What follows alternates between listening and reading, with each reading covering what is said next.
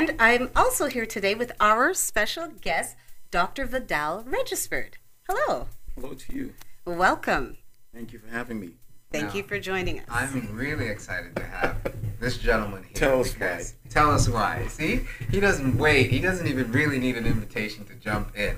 This man is not only a friend of mine and a colleague, but also a mentor. I have so much respect for him and the work that he does in community. As you will see and as you will hear, he is a man of profound wisdom and eloquence. So hear ye him. No pressure. No pressure. Not at all. I know that introduction comes with a cost. So tell us about yourself. What do? You are Dr. Vidoll Regisford. So you are a doctor of? I have a PhD in counseling psych, and I earned a doctorate in counseling. And prior to that, most of my work has been at the community level. I worked in organizations in various escalating roles for about 35 years. And most of it has been in the nonprofit. In recent times, I have worked in the for-profit or business sector, as well as my own private practice as a corporate consultant and as a registered psychotherapist. That's amazing. I always hear you, like when Andrew says how long he's been doing it, and you just stated how long you've been doing it, and your faces do not show your experience. That is for sure. So I will ask a question. The olive oil, that's what it is. So what matters to you, Dr. V? What matters to me most is meaning. Okay. With each and every encounter, with each and every client intervention, I look for meaning. I want to leave that meeting with that individual, that conversation with that individual, with something that resonates with him or her, as well as me. I believe classically that we are divine beings in human form. And every moment we have an opportunity to convey our essence is an opportunity that we should take. And so I'm deeply conscious of that. The second thing that that means a lot to me is this whole idea of living optimally. Okay. Through optimal experiences. This idea that whatever it is that we're doing, we can really expand our consciousness, our fullest capacity with that event or that situation or with that person, so that you're literally one in the same with that, whatever it is. So if I'm mountain climbing, I am one with the rock that I'm climbing. I'm not separate. I'm not apart from that. I am deeply involved in that experience. And one of the reasons why I was impacted and impressed with Vidoll is I witnessed him talking about the stages of development, moving from boyhood to manhood, rites of passage. And living optimally definitely applies to that for the individual, but also for the community. So he speaks to that on a very, very ground level, but also in corporate world. How do we engage with each other and others and live optimally at work? And I think that's essential, and I think that's very relevant for the topic that we're going to talking approach. about So maximizing the meaning, having the full experience. And a lot, nowadays, especially as we are so busy, technology was supposed to help us, but somehow it's just made us busier. And a lot of people are never in the moment. They're never fully engaged in what they're doing at the time. Their attention's divided. They're worried about the next thing that's happening and not fully in that moment. And we're today, our topic, what we are going to speak about is the moment that we're in. We're closing out Black History Month, shortest month of the year, February. And for this last show, we would like to discuss how to go forward. Now, one of the things that needs to be defined is what exactly is meant by going forward. Now, of course, we talk without you guys. We have conversations on our own. And before the show, I was saying that, now, this is my opinion, and as I tell you all the time online, if you follow me online, which you should, Erica Edwards, I am not trying to live in an echo chamber. I don't need everyone to agree with me. What I do like is intelligent input. And oftentimes when I hear a position that is different from mine, it allows me to learn, right? So I'm not looking just for a feedback on what I say, but I feel that as a people, we have gone forward dramatically. In my opinion, almost at light speed, considering the history of where we've come from. And well, let me rephrase that. Let's clarify something here. Where the blacks in North America have mostly come from, I think that we are doing amazingly.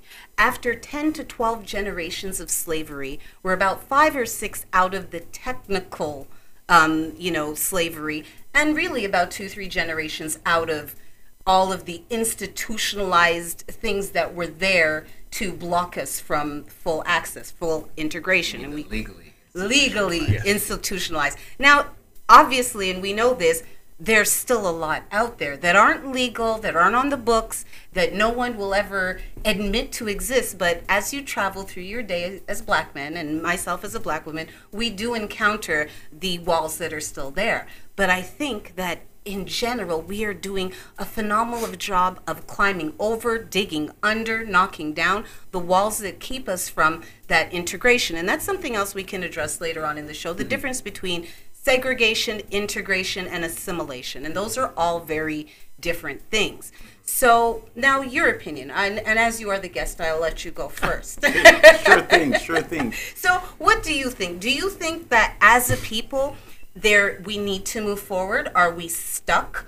What do you think about that? Well, I'm going to entertain the question, this idea of moving forward. My position would be that what we need to do is not look backwards. Okay. I think it's an easy starting point for us to say that we are not prepared to look backwards, but rather look at what's ahead of us. What do we have to look forward to? And I think for me, it's really important that we position ourselves, as you said, 3 generations away from slavery. So what does that mean?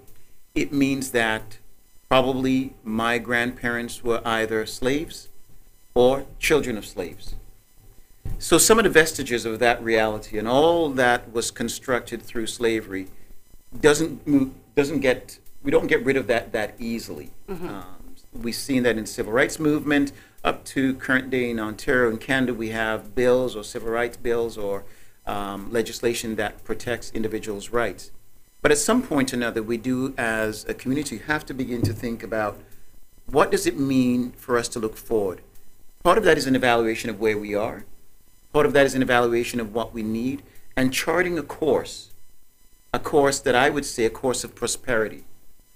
Prosperity for our community, prosperity for our families, prosperity for our children. Critical for me is this whole idea of legacy building. We need to be so conscious about creating a legacy within our community. And that could be different for different people, but we need to be thinking consciously about what that means so that we're not just simply thinking about earning money. Well, money with what? Money with a purpose, hopefully. We're not simply thinking about entering into politics or business, but we're thinking about those realities through a lens that says we want to create a legacy and we want to leave a legacy behind. That for me is important. All too often we get into a conversation about politics, business, money, or we don't have enough money in our community, or we're crabs in the barrel. We are the ones who always label ourselves with that. We need to begin to think differently, and I think part of that is about creating a legacy.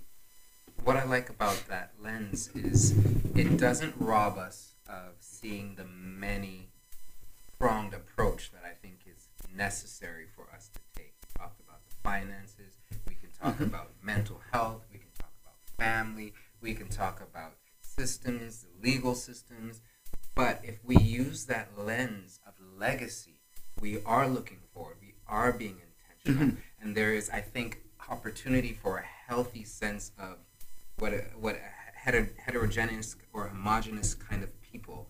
Because from my perspective, even though we often say us as black people or we as black people, there are all these barriers and divisions within us, amongst us. Yeah. And I think that's important to address. And the idea of legacy brings a lot of fruit to it. If I may, you raise an important point, and that is the whole idea that there's a thinking or thought out there that because we're we're black, that we naturally come together on some of the issues that faces in the community. And the first thing that I want to say is, let's understand that being black or the black community is not a monolith. It's not this idea that because we're black, we all think alike, we all have the same values, we all come to the table with the same expectations. That's exactly what we often try to fight against, is everyone thinking we are exactly opposite. But it's part of our thinking for the most part, which is important to be explicit about the differences and the appreciation. I have a brother, and people will see us and they might see a resemblance. We speak the same. If you're not talking to us, hear us on the phone, you wouldn't necessarily be able to know who's different. But what's interesting is I have 2 daughters. He has 3 sons. We come from the same parents. Right. We now are husbands in different homes. Our homes have different cultures, right? We're a culture within a family, within a family, within a family. So I think when we can acknowledge those differences, appreciate those differences, respect those differences, we can do a better job of being one with each other. I agree with that. And before we get the hand wave, we're going to go to commercial. We're going to have a little break. And when we come back, we're going to continue this discussion of moving forward as a people. And when we do come back, I want to address something that Dr. V said about not looking back. So we'll be right back after this message. Are you retiring smart? Make your home's equity work for you. With your home's equity in our 30 years of experience, the Retire Smart Properties team can help you achieve the quality of life you've always wanted. Our services are 360 degrees. We'll give you advice, take care of staging and selling, and help you find the perfect home and community to transition to. It's time to enjoy the retirement lifestyle you deserve. Visit our website today to learn how you can use your home to retire comfortably. The Retire Smart Properties team, powered by RE/MAX West.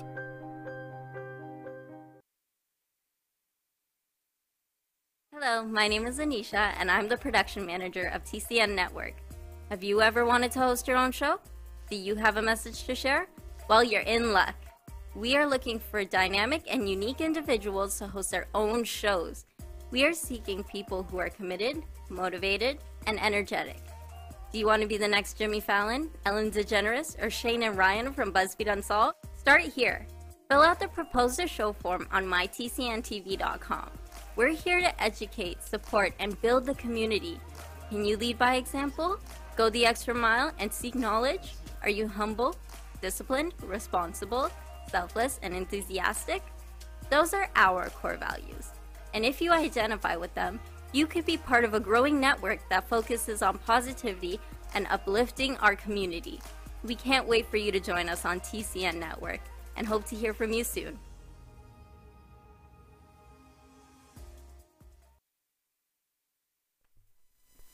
Welcome back to this edition of What Matters, and I am here today with my co-host, Andrew L. Blackwood, and our special guest, Dr. Vidoll Regisford. And Hello. Today we are discussing moving forward. It is the wrap-up of Black History Month, and we are singing a different song because I think we've beaten that drum quite a bit. And today we're discussing, are we stuck as a people? Do we need to move forward? And if so, how do we do this? So, you were saying that there was something that Andrew had said before the break that you wanted to follow up on. And let's see how I segued into that. Go right ahead. Good. I think for me, it goes back to my comments about the black community should not be, and we should not be seeing ourselves as this monolith. Mm-hmm.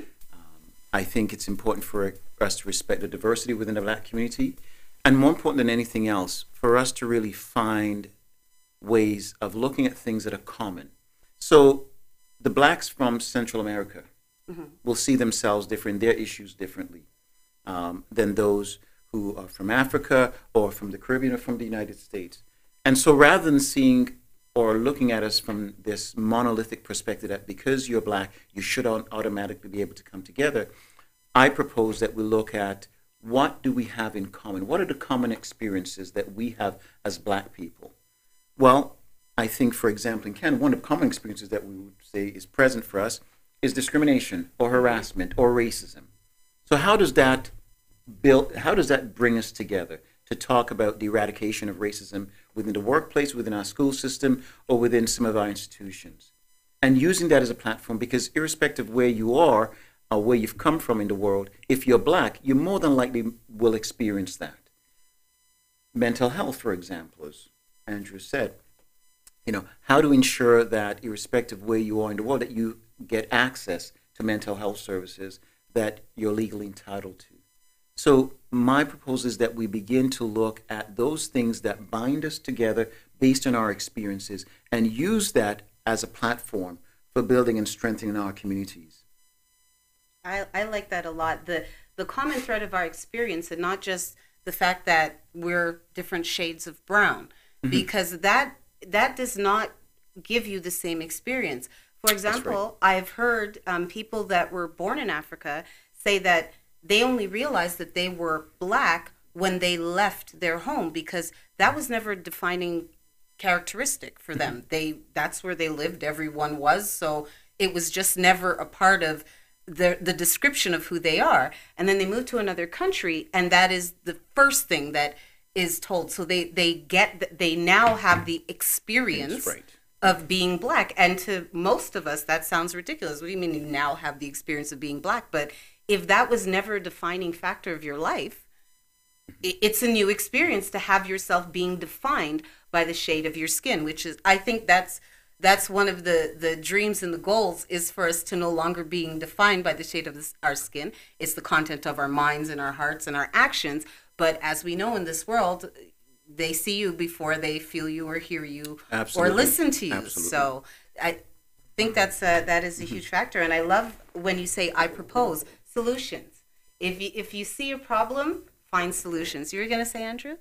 Yeah, I to be honest with you, I'm a little stuck, because I don't want people to walk away hearing that we don't believe there's any value in understanding the aspect and impact of slavery on our present experience. Mm-hmm. By no means are we saying to pretend it never happened and never acknowledge it, because I think it's relevant. I do believe if we are not aware, we are likely to repeat that situation. And I think on some levels, that's what we do within our community, because we are not aware of how deeply entrenched some of those things are for us. For example, the patterns of broken relationships.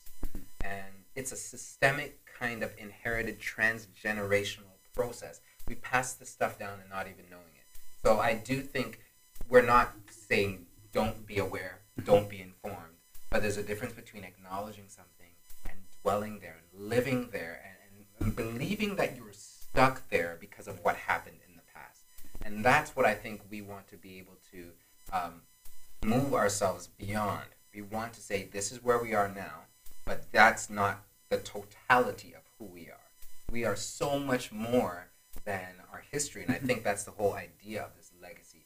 How do we move forward?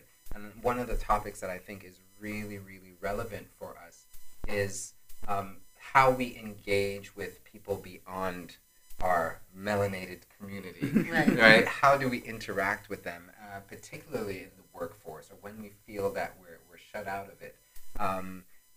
And this, I think, is relevant for the art of a genuine apology.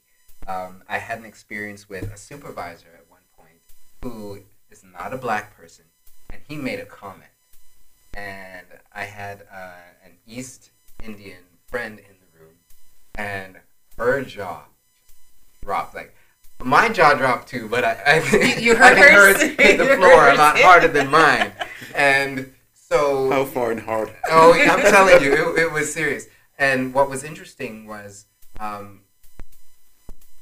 like we talked about before, being accustomed or aware and familiar with my own emotions, I was able to still negotiate that moment in the shock and address, okay, so did you just say what I thought you said? Okay, you know that's not okay, right? And obviously he apologized right in the moment, and then we moved on, and then I had a moment to kind of recollect myself, and but then I went back to him, right? Because I could have blown up, and I could have been like, this is harassment, this is racism, I'm gonna sue, I'm gonna this, he's in a position of authority. But what happened on a human level, forget a systemic level, we are equals. And I went to him and I worked it out. I said, although you might have black friends, you talk about the monolithic, you might speak to them comfortably with those terms. I'm not them. I'm not the one. No, don't make that assumption, because that's not okay with me. But I was at a place where I could see him as a human being, and see that he made an error. Whether or not he believed any of that stuff, that really wasn't important to me. That was a mistake. On some level, it was an error. It was a mistake. But he was humble enough and open enough to receive my feedback, right? And I think that acknowledgement and that humility, when we make room for that, the conversation moves to another place. Right. And two things, as I'm listening to you, two things were occurring there. One, you had adopted, at some point in your life, a mature perspective. You had to, because you could have been irrational, you could have been somewhat impetuous or impulsive and reacted and not got to that place where an apology was even on the table. But a level of maturity allowed for that to happen. And two, influence. In that moment, being calm, mature, and responsible, influencing that person's thinking about what they've just said. And I often believe that's the nexus of change. Yes, there's room for protesting, there's room for online submissions and all of that stuff. That's perfectly legitimate. But we often miss that moment in this one-on-one encounter, this one-on-one interaction. I agree. To be mature and to be responsible to the cause and use that as a teachable moment. Yes, the teacher. So that change occurs.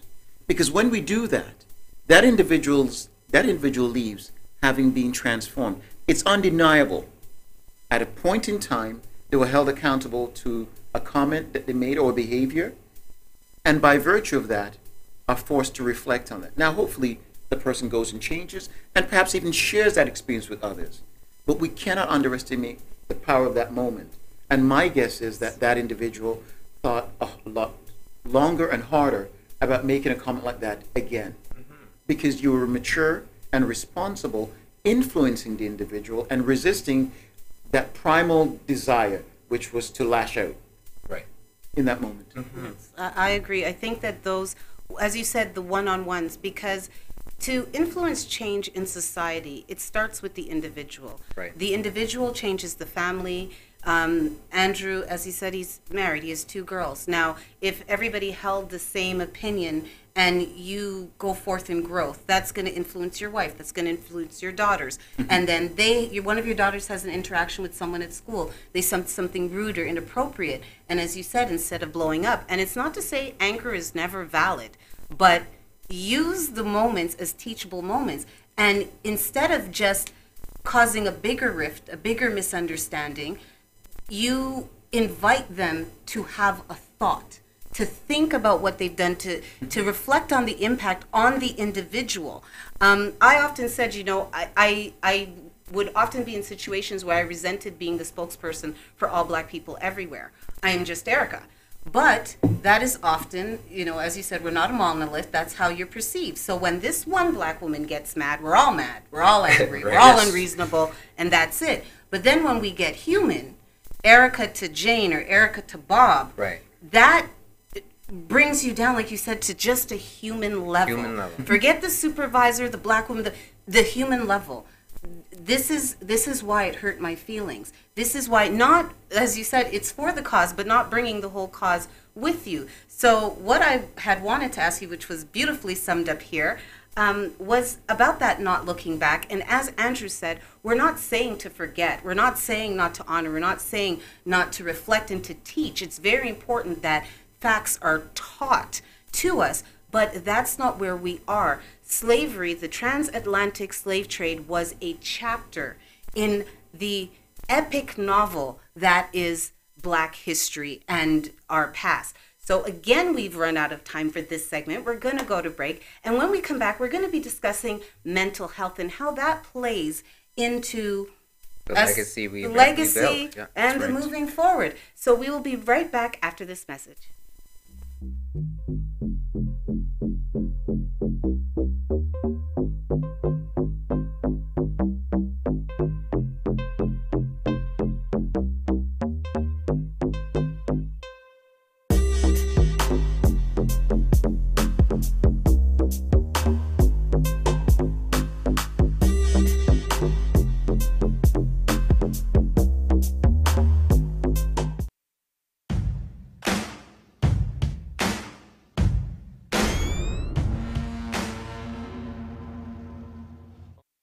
Welcome to Shadow Auto.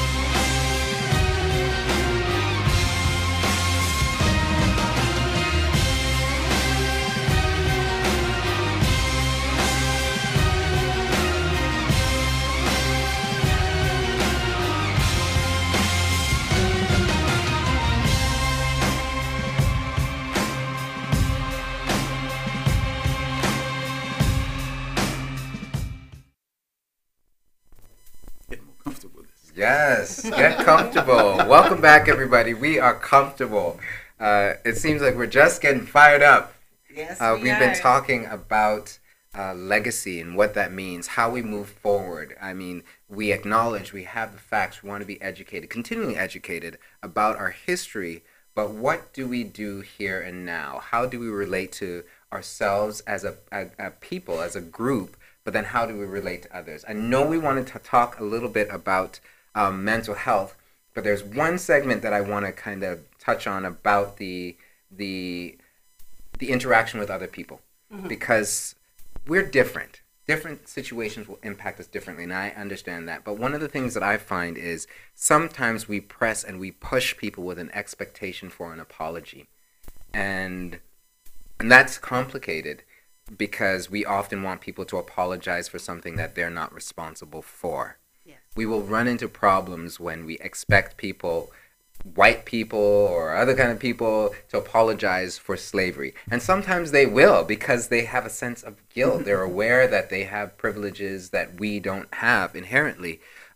However, sometimes it's not the apology that what we want. What we often want is just an acknowledgement. Because I can have sympathy for you.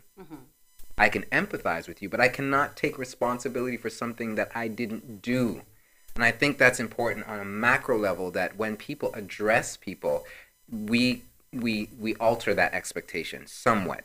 Now, if you're in a position of power or authority and you have access and you can impact change and you choose not to, then that's something you can apologize for, right? If you become aware of things on your watch that you could have impacted and you chose not to, or you were ignorant one way or another, that's in your domain to apologize for. That's what we can highlight to people and engage in an accountability kind of relationship with. So a compassionate acknowledgement is where you say, I'm aware that this is part of your experience and it hurts me to know that that's what's happened for you.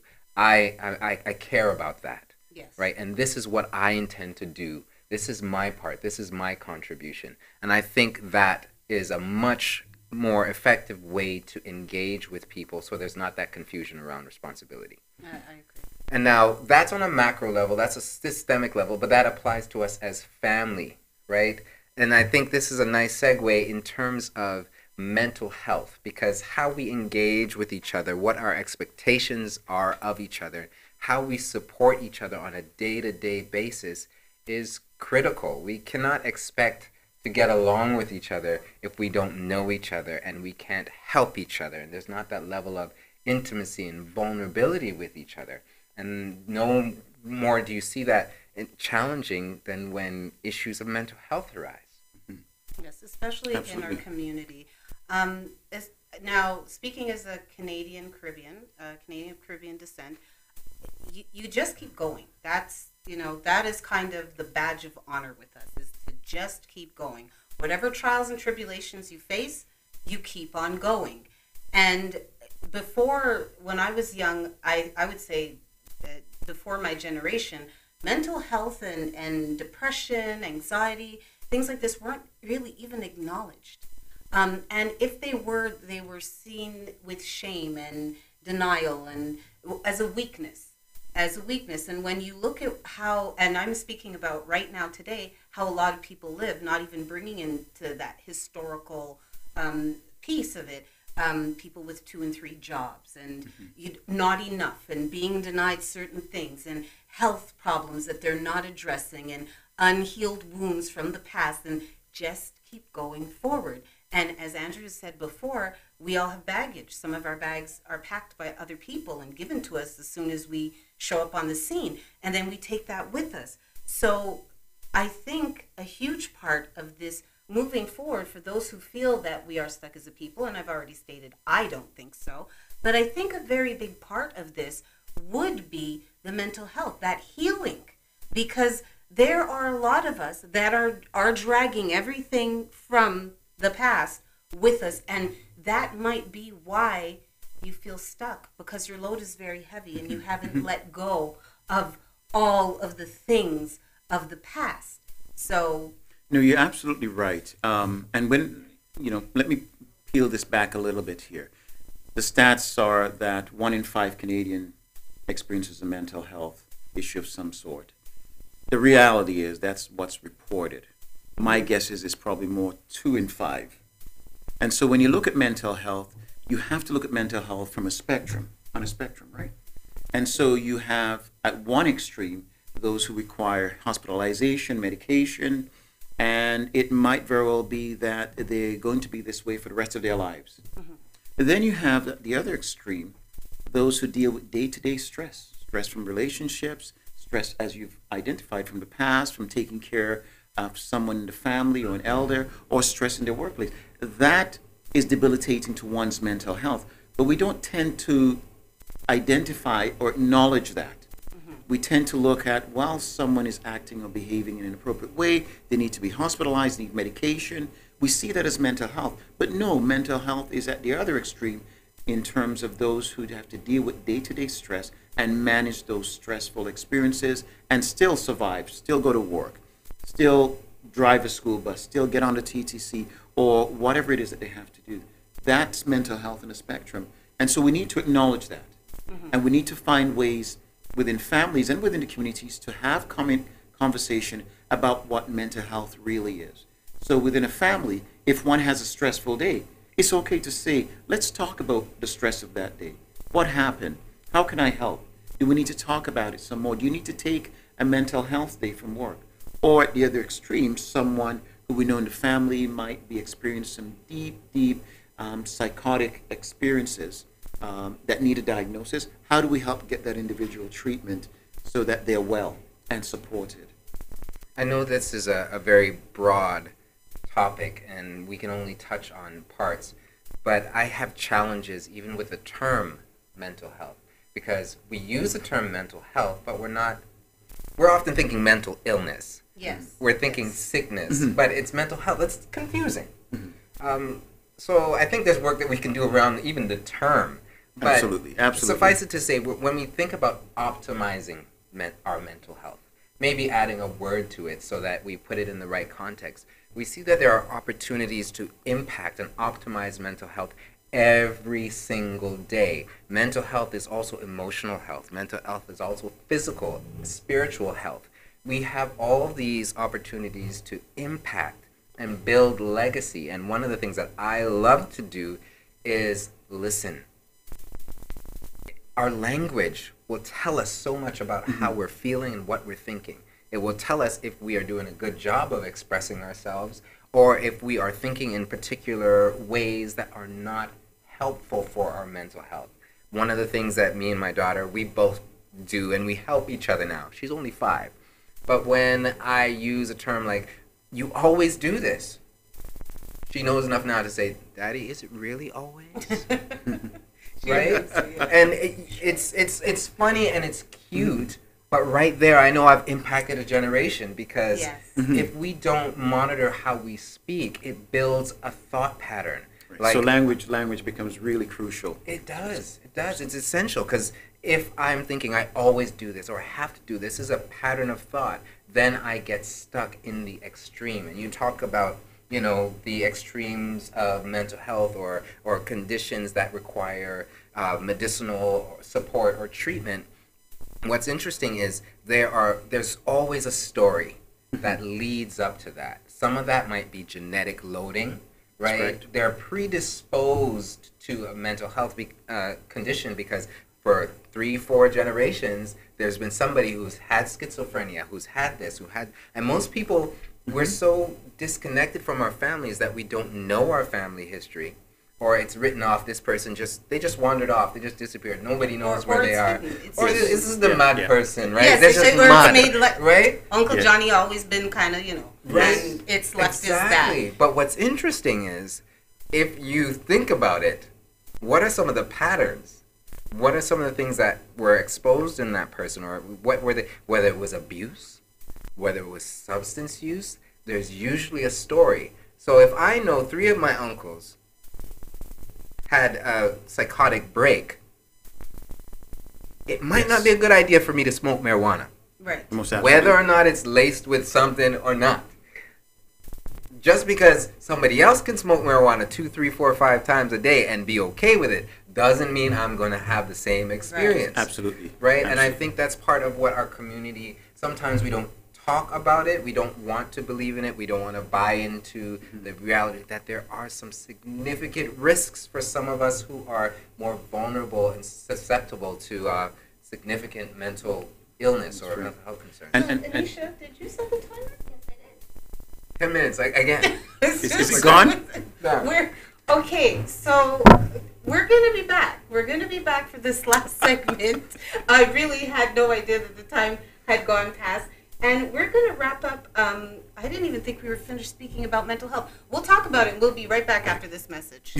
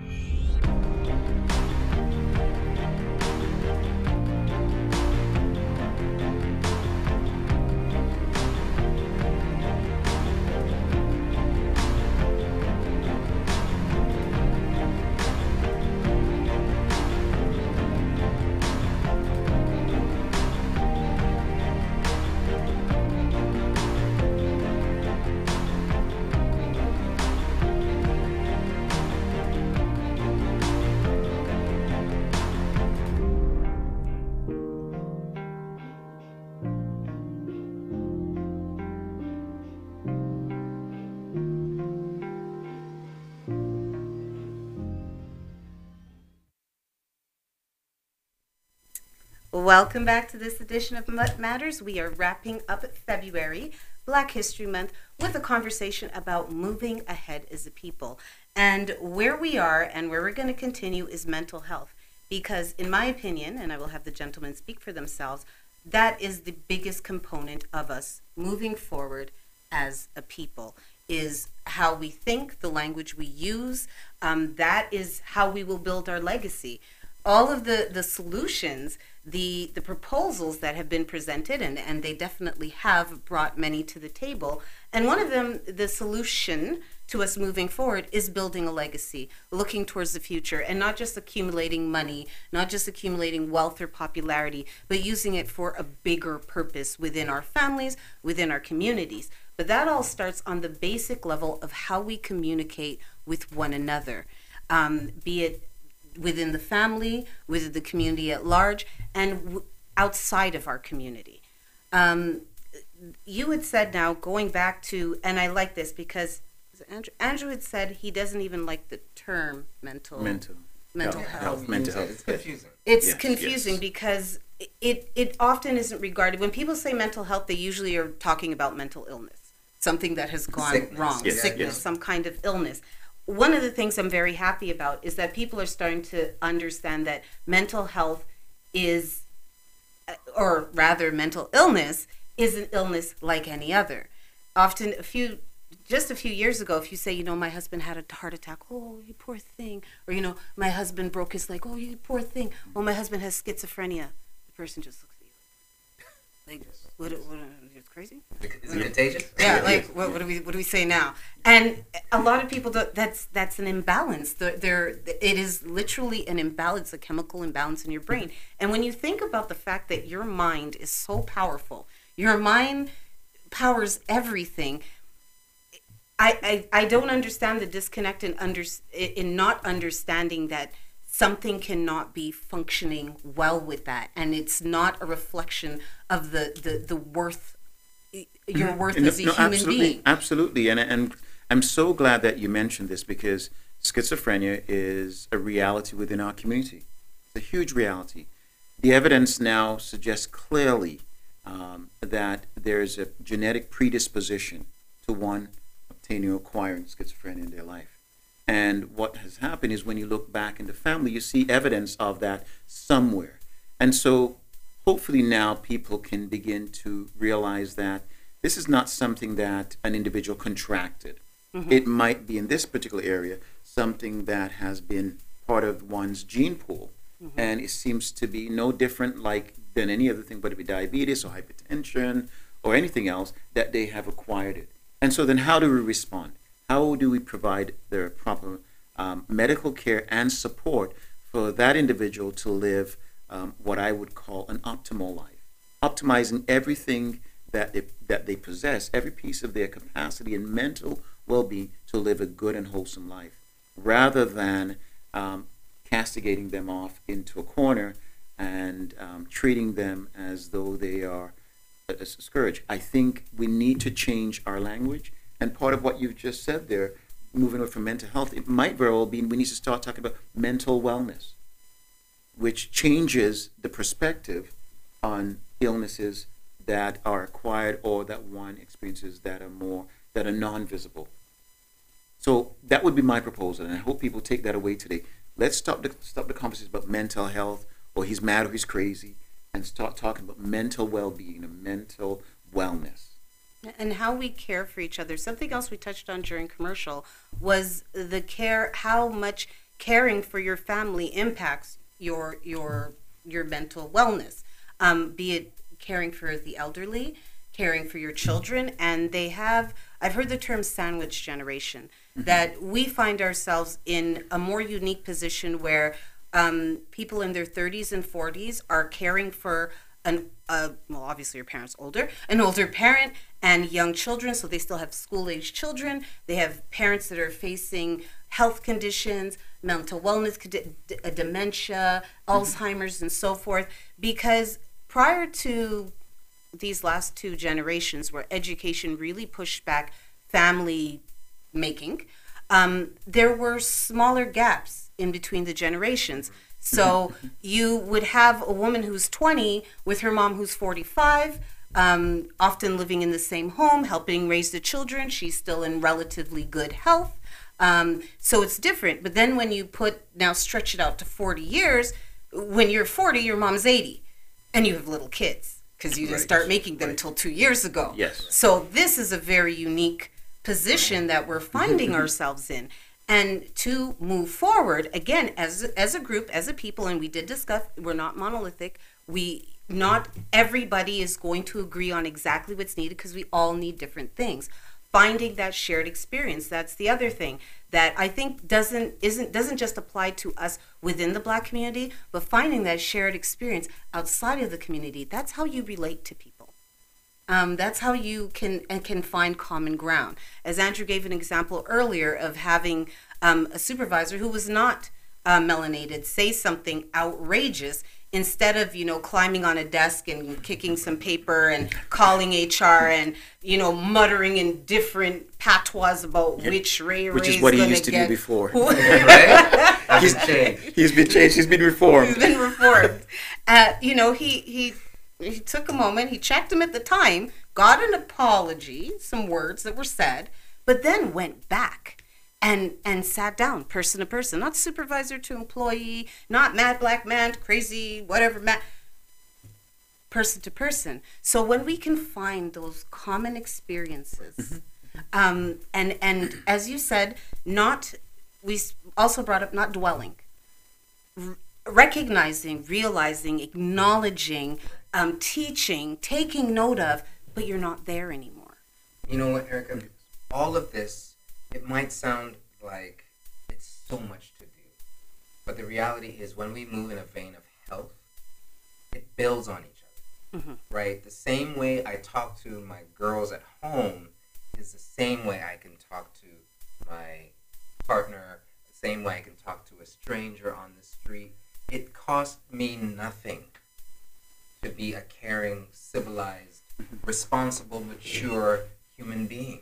And every experience I have, it builds one on top of the other, Yes. one on top of the other. So even though it might sound like we're talking about having an opportunity or making use of the opportunity to respond to mental health when it seems to just emerge out of nowhere, we have the same opportunity to engage with mental wellness when our children are really young, right? It's building. I mean, even if somebody is predisposed to something, the level of stress or even the level of indifference or the lack of care, the lack of regard or exposure to violence or abuse, all of that stuff has a compound effect. So it's important to realize that we have opportunities and we miss them. Make the most of those opportunities. Care about people. Care about yourself. Take good care of yourself. Manage yourself, your stuff well, and it will. You can pass that on. Absolutely, Right? I agree. And you said something. Sorry to cut you. You said you started with your daughters are very young. It also works if your children are much older. It's never too late to start a different conversation, to change your tone, to apologize. To- Get the book. yes. It will help with your kids when they're older. I'm telling you, that's when you really, really want to have a good sense of how do I do this? How do I take responsibility for what yes. I did? Because we know we've done some stuff and it's impacted our kids. Right. And we walk around feeling guilty about it and we deny it and we don't do anything about it. I think a lot of people transform that guilt to being indignant. Yeah, They feel bad, and so they get a little righteous about it. Well, I was raising you on my own, and that's the cover for that guilt that's felt. And I've had the pleasure of meeting a lady who's in her 60s. She actually just fostered a child who's 12. Her children are in their 40s. And we were in a parenting group, and she sat there, and what she came away with, I talked to my daughter more. I didn't yell at her last night. Nobody's getting spanked anymore because I realize I'm past that. It is never too late to evolve, to take all the information that we give you, catch us on the replay, and use it to your benefit. And every time, every family that heals its community, heals its city, and we can only all prosper. So, your takeaway, what are we leaving here with today? I think if we can begin to model two inviolable principles, I think we would have moved ahead significantly, moved forward significantly. The first is compassion. The capacity for us as human beings to be compassionate to one another, to care for one another, unlike any other value, is indeed human, deeply human. It's the extension of your hand to the other and to the unknown. I think the other is that of peace. I often say to individuals, there is no price too great to pay for peace. And so the pursuit of peace in a world that is chaotic, in a world that is challenging, in society is challenging, in times in families, is so important. What is that pathway to peace that we can pursue that allows us to set the ground level so that we can move forward and move forward collectively, not move forward as individuals leaving others behind, but move forward collectively. I think that for me is really crucial. And I go back to my last point, so I light a little bit. 3 things. This whole idea that in each and every moment, each and every encounter, we have the opportunity to convey and transmit our human essence. So that when we leave that encounter, I've left with something from you, and you've left with something from me. And hopefully we are better as a result of Yes, it. I like that. For me, that is crucial. And what does it require for us to be simply intentional? To be committed to that engagement that leaves us feeling better than when we had started. A very, very good summary. I like that. So leave a good part of you behind and seek to take a good part of the person with you when you go. Absolutely. I think that is wonderful. Well, that is our wrap up. We, as I saw the graphics say, like, comment, and share. This information is very valuable. Reflect on it, and we really do want your feedback. I read your comments. I answer them. You can inbox me. You will find me on all social media platforms as Erica Edwards or Erica Elita. Andrew? You'll find me as Coach Drew Can on LinkedIn and Instagram, Facebook, and even YouTube. I'm going to be doing some more stuff out there, so don't wait to subscribe. Just go ahead. Just go do ahead. It now. Find me. Do it now. And Dr. Vidoll, how do we find you? You can find me primarily on LinkedIn. That's where I'm at. That's where you're at. And that is it. That is the wrap up for February. I will see you next month, and so will Andrew, and I'm pretty sure that I can Dr. V back too. Have a great Absolutely. evening, and thank you for joining us.